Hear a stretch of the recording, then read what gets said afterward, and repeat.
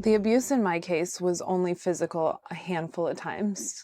So when I hear like survivor, no, I have never I have only on a few occasions like feared for my life or really truly been like nervous or scared physically. But there have been other threats to my career, my family, my friendships, my social life, reputation, etc., that have been really serious to the point that I have chosen to leave the state twice because of this person. Once I left for 2 months and now I'm moving permanently. So in a weird way, it's like I'm a survivor of more social emotional trauma. And I guess that seems like an inappropriate term to me sometimes. It also took me many months and a handful of therapists who were identifying this is abusive, this trait is abusive, this incident is abusive, etc., before I accepted that. So I'm not really sure if I'm just not in a place to like accept that I'm like a survivor yet. And it's even weird for me. This is one of the other like self-doubt things. It's even weird for me to be here right now. Because again, when you ask, like, do you consider yourself a survivor? It's like, oh, come on.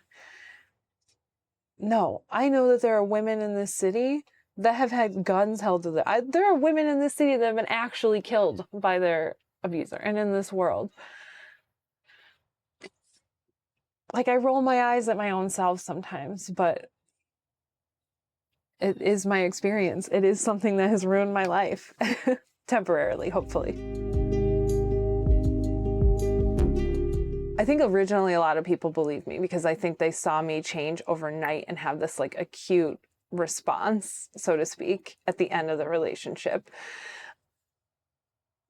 So it's like a cycle, and my relationship fit perfectly like within time frames even of this cycle. And what is misleading about it is that some of the absolute happiest days of my whole life were also days where I was strangled. And so it doesn't look like abuse. It looks like me smiling on a wedding altar.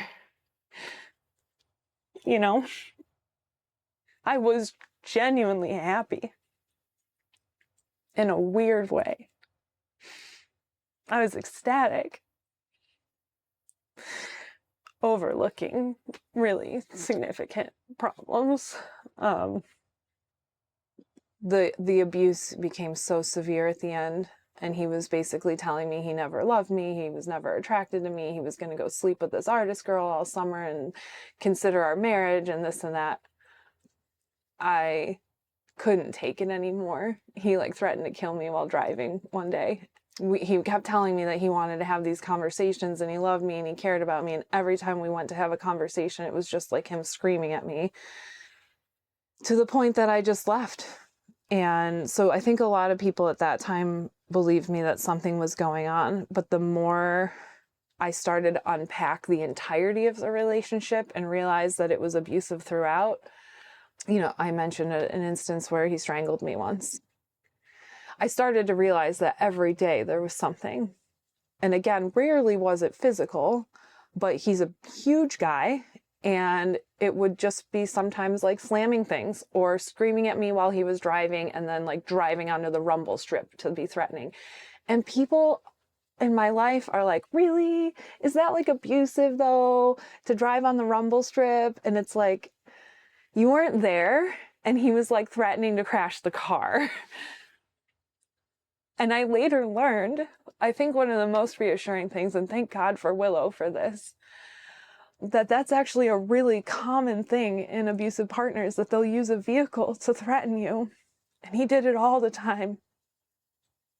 Or they'll only have like relationship discussions when they're behind the wheel because they're in control.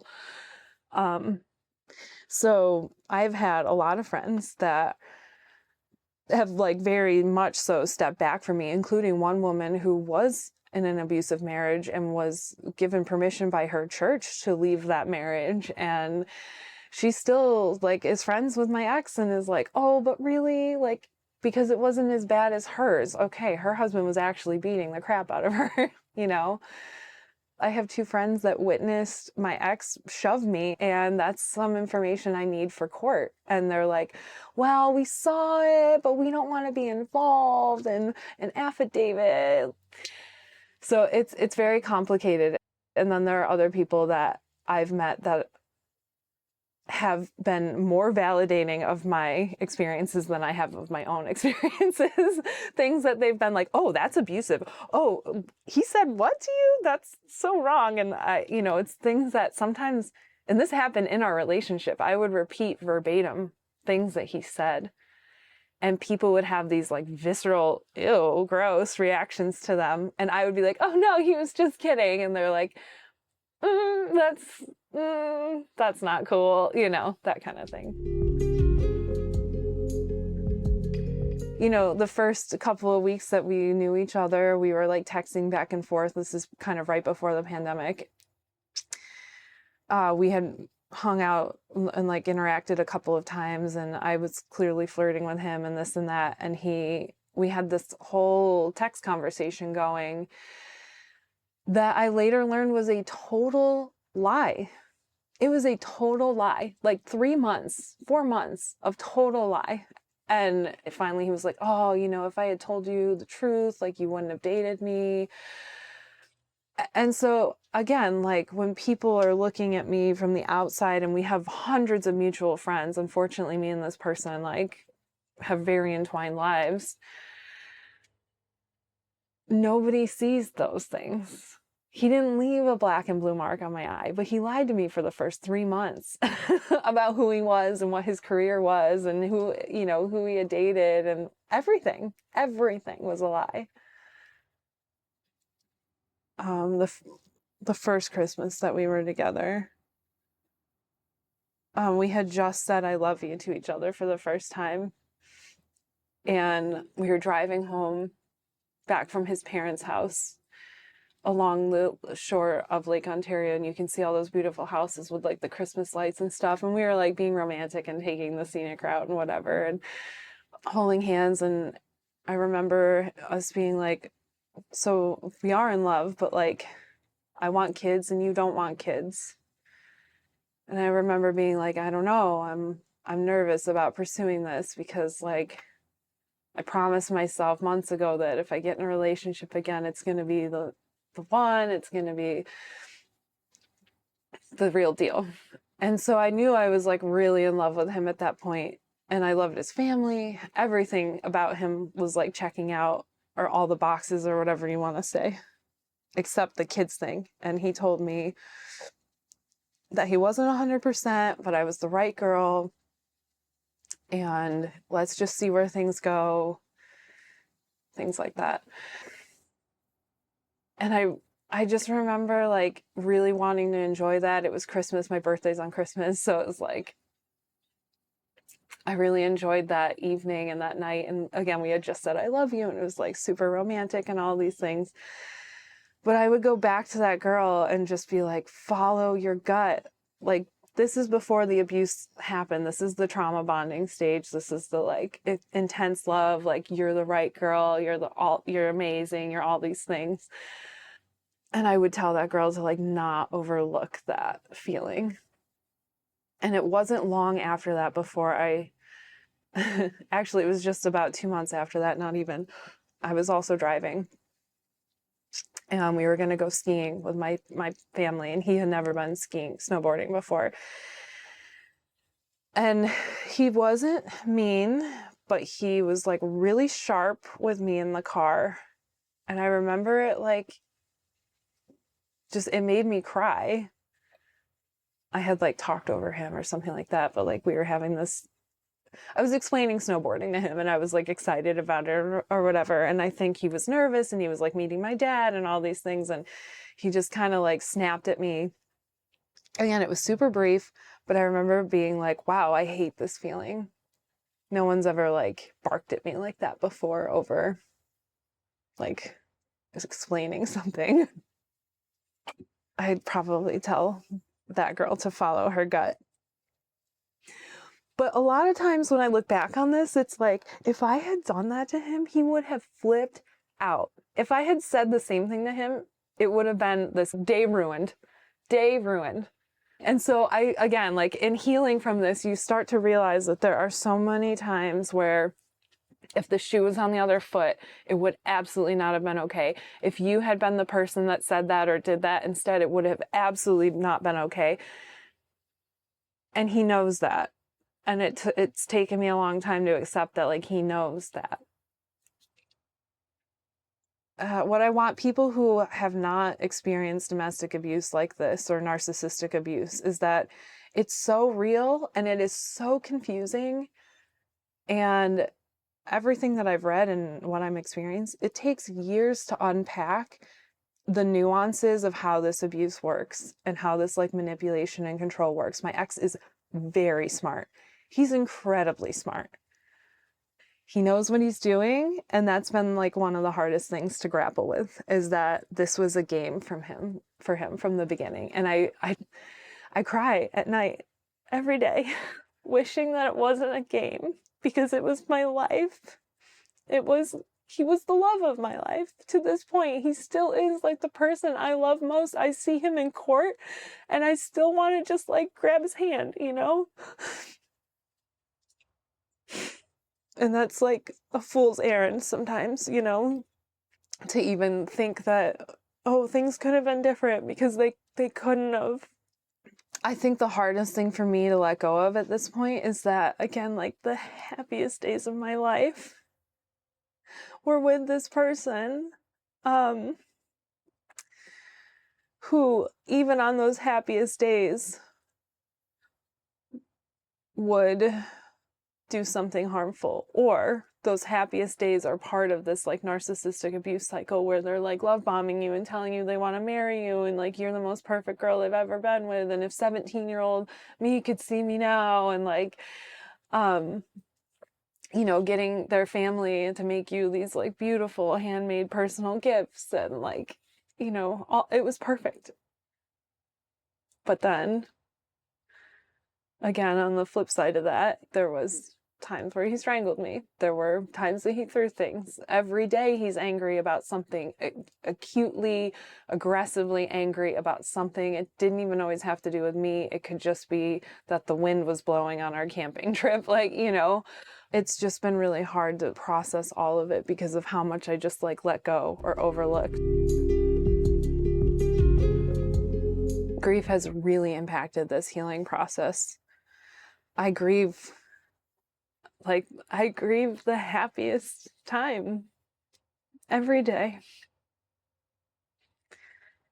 I loved the life, the bigger picture life that we had. We did go on great camping trips, and I loved going to his gigs and the after parties and the, you know, again, he made me laugh every single day. And I grieve that deeply. And I grieve the people that we had in our circle.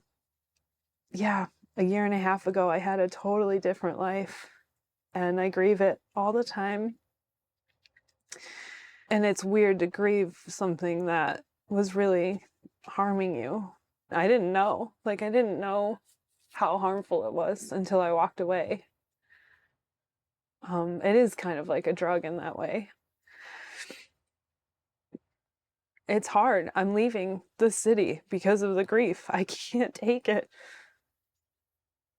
We live a mile away from each other. I see him all the time. I grieve a lot of what could have been, which again is like really foolish, but I grieve not sticking up for myself sooner. I've learned that if I had, we would have never even dated, because that's the whole purpose. He looks for somebody that won't. I grieve. That was another thing I grieve. I grieve that I allowed a lot of BS to happen. You know, I told you earlier he wanted me to get rid of some of these friends and told me he wouldn't marry me if I stayed friends with these people who I was friends with for more than a decade. I wrote the letter. I ended friendships because my partner didn't like these people. And I don't know. It was just something I thought you did for your partner. I think some of my friends have gone through a lot with this. My previous like boyfriend guy that I dated too was we were never really truly in a relationship, but he was not much different, you know? And so that's another thing I grieve, is like, this is a pattern, and why is this a pattern? And so now my therapy has kind of changed directions and started to focus on like not repeating this pattern and recognizing, you know, yeah, did I think I could take care of a severely depressed person who's tried to commit suicide before? Yeah, because my dad is a severely depressed person who tried to commit suicide before. So the insight is that I also am repeating a pattern. And he felt like home.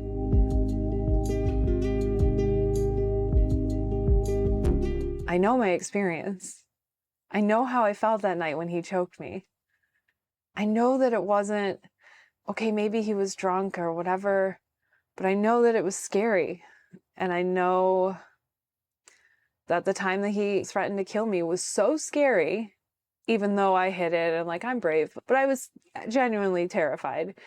It's taken a lot of not my own voice, but voices like Maddie or other people from Willow, or even some of the other survivors from Willow, their voices in group therapy telling me like, oh yeah, oh, well, that's the manipulation, or that's the, you know, coercion, or that's the gaslighting, or that's the like pathological lying. And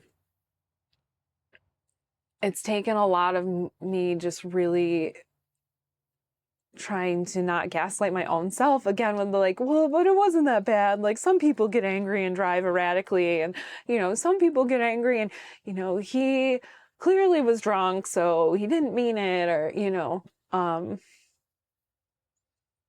the only thing that I really want to keep gaslighting myself on is, again, that idea that like he did love me. I just want so badly to believe that he really did love me, but I don't think he did. I don't know. I really cared about that person so much. Yeah, so I try to remind myself that like I am a lover. Like, I was a kindergarten teacher for 10 years before this, and I work with kids now, and I don't know. I just want to like get over this so badly. At this point now, it's like, you can do this. I'm trying to just like be my own hype man. You know, you're moving to Colorado, it's happening. Like, I have to do this. I have to do it. There's no turning back. Like, I need to get away from this person. But I have a lot of self-talk about like, I'm never doing this again. I'm never dating. I haven't kissed a guy like in a year. Nothing. I am so disinterested. I never want this to happen to me again, to the point that like, if it's just me and my cat, that's cool too. So I'm trying to like hype myself up.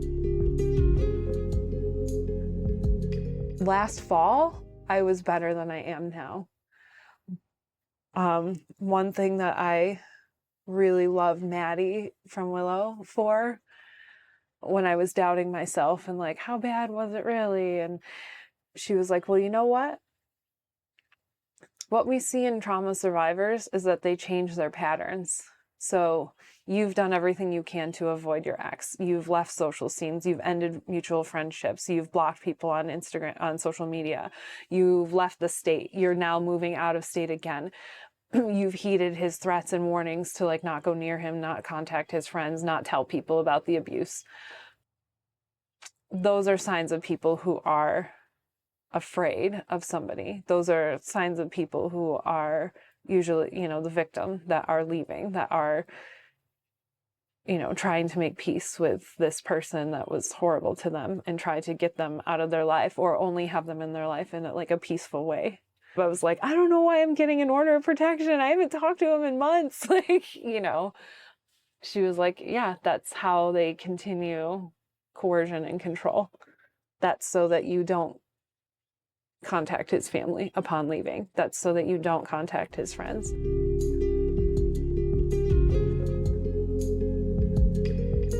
I think I speak as somebody who overlooked a lot of red flags.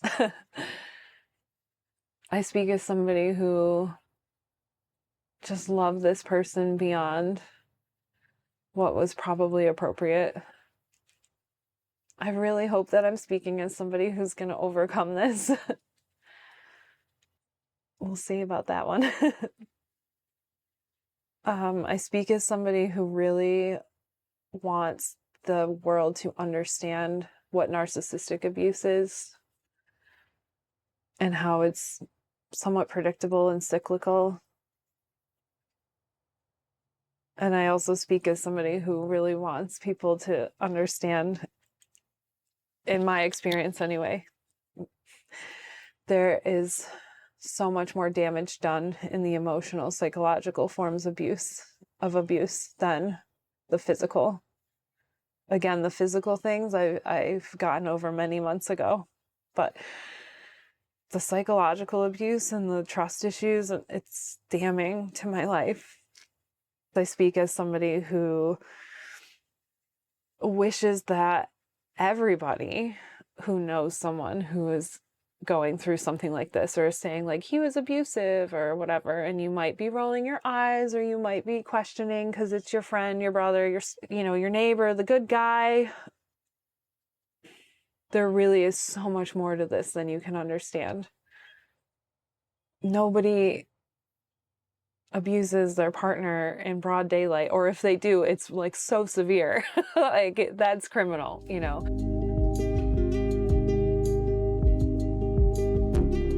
It is really hard when you hear the kind of more cliched things of like, you got this, and it's not cyclical, and like time will heal all wounds.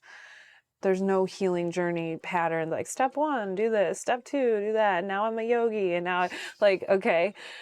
There will be days, weeks, months even where you're like, yeah, I'm good. I got this. I got away. Like I'm a survivor, yada, yada. Been there, got out, whatever. And then there's going to be days a year later where you just cry all day long that this happened to you, or that you were a part of this. I would also say to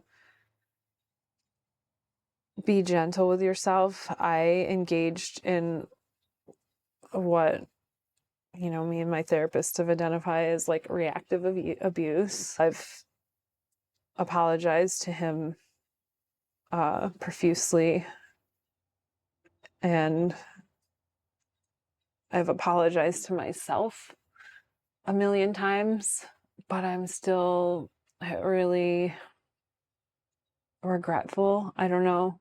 There's still, I guess I would just say to other people, like, there's going to be things that you do that are also not clean and pretty, and it's okay. This is a really messy process. Do your best, but it's okay. And I hope the time cliche is true. We'll see. Last fall, I was better than I am now. But it's when you start really digging deep in the therapy and you get like 90 days out, 4 months out, 5 months out, that you are realizing that there's such a bigger picture than like, oh, my boyfriend cheated on me. The winter was really dark. I've had suicidal thoughts. My birthday is Christmas Day, and I remember we had that horrible snowstorm in Buffalo, and so my parents live south of Buffalo. I couldn't get there. And I went shopping at Wegmans on East Ave and bought like $200 worth of my favorite Wegmans items because I thought I was going to be alone in my apartment, and I thought it was going to be my last day alive.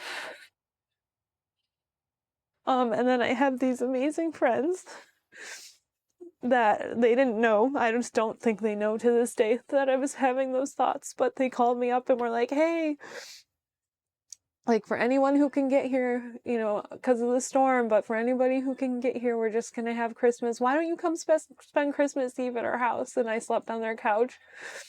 And, like, they even, like, ran around their house and got me all these little, like, cute white elephant secondhand gifts. And I spent Christmas with them, and their family came over, and it was like the best. And it saved my life. The healing is absolutely not linear. I left him because I was like, oh, I'm not putting up with this shit anymore, Yeah, it's literally harder now. And it's really hard when you have to sit down with a lawyer and reread all of the texts and ask a judge to subpoena more texts. And you look back on it and you're like, wow, I was a fucking idiot for being with this person. Again, once you start putting the pieces together, and it takes months and maybe even a year or more, it gets worse.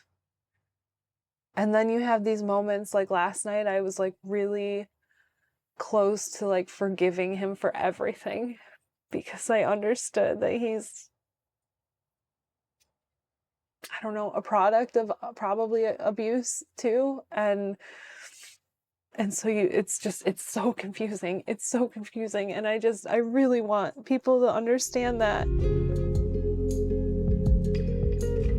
Yeah, the part of the healing process that has been most surprising is just how much of my life I've really had to tear apart. It has been not just this relationship. Again, I've deleted, blocked, unfriended, not spoken to in public dozens of people that I just feel like I can't trust. People were like bringing things back to him, and it was fueling his, I'm taking you to court, blah, blah, blah. And then it goes beyond this relationship where you have to start taking apart the last relationship. Okay, that guy also convinced me that we should be in an open relationship, and why did I stay with him through that? And then you go back even further. Oh, like the first guy I ever truly loved, like he slept with my friend, and like why? Like then you go back even further and you're like, oh, the guy that I messed around with in college and this and that, and he was also not great. And then you go, who was before that? And you're like, Daddy-o. My dad. Love my dad. Not a great guy. Gonna be honest. Like, he's not a terrible person, but yeah, he cheated on my mom. He has anger issues. He lived through a traumatic event as a child and didn't get help for it. And my grandpa's a pastor. He was like prayed away, all that kind of stuff. And so you really, you end up getting all the way back to childhood. So you have to go all the way back down to those kinds of memories to be like, oh, that's why I'll accept that kind of treatment from a guy. Like, that was my dad, like, who's a great dad, not a great partner. Yeah, you really have to take apart more than you think you do. And I think that's, part of the reason that I'm leaving. I love Rochester. I absolutely love this city. I have always enjoyed living here, but it is just too small right now. And I've been afraid. I've been like afraid to go anywhere ever for a year. So yeah, I guess I want people to know that if you're healing from this, sometimes you might have to literally cut away all the fat, all the people, anyone extraneous, all the mutual friends. I cut it down. I got like 5 friends right now, and they've been my friends every one of them has been my friend for more than a decade. And 3 of the 5 of them have been people that I've worked with as well, or lived with, and they know me better than anybody in the world, and they know and have seen what I've gone through. And they're just like real salt of the earth people, and you just need those 5 people. And so if you have the option to get out of it, that's helped me immensely. And it's the one thing I've been looking forward to for months that's a positive in my life, is like Colorado. I've got these 5 friends in Colorado. I wrote to my best friend. I wrote, this week and the coming weeks are going to be so hard, but I'm right on the cusp of something so liberating and so joyous.